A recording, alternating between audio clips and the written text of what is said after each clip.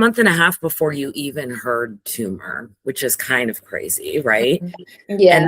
And at that point, you had certainly not heard DSRCT. What kind of tumor were you originally told that it was? So mine, this is what's funny. Well, in a very morbid way, because I was told it was a carcinoma of the ovary, and I then said, sorry, say that again, sarcoma of the, and they were like, no, carcinoma. You don't want sarcoma.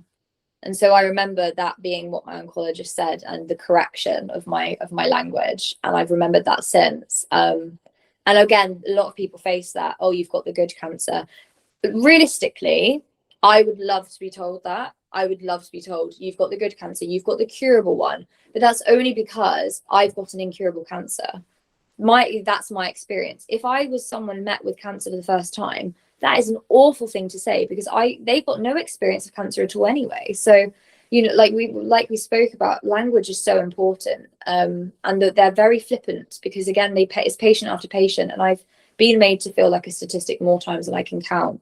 But that was one of those times where I felt like, okay, looking back, that wasn't patient focused at all. That was you just, you know, that was just medical jargon coming out of your mouth before you even had time to process. This could be not helpful. Well, and also I think it's a little bit a selfish attempt on the clinician to reassure themselves, right? Because it's hard to give someone devastating, life-changing news, right? Yeah. They know what this is going to do to their life. Yeah. So in order to make it a little better, they say something like, oh, but it's okay because it's non-Hodgkin's lymphoma or ovarian carcinoma or something. Yeah. And almost every DSRCT family I talk to is given a wrong diagnosis at the beginning. It's so common. So yeah.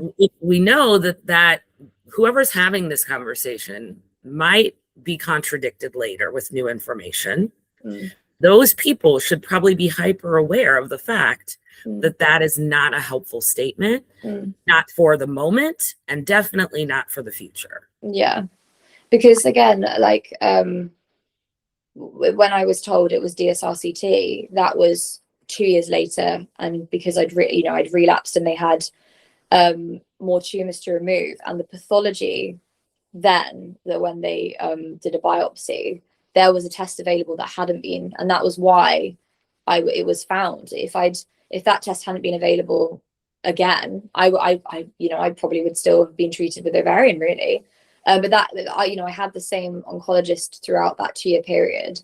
And I was, aside from his lack of vigilance sometimes and his language, which again, I was lumped in with a group of people with ovarian cancer that were a lot older than me, and I was a very young patient, and I think he just didn't really know what to really do with me. And so there was a lot of like banter that wasn't appropriate, but again, I was young, and I wasn't aware that wasn't appropriate. I just kind of felt a little bit icky.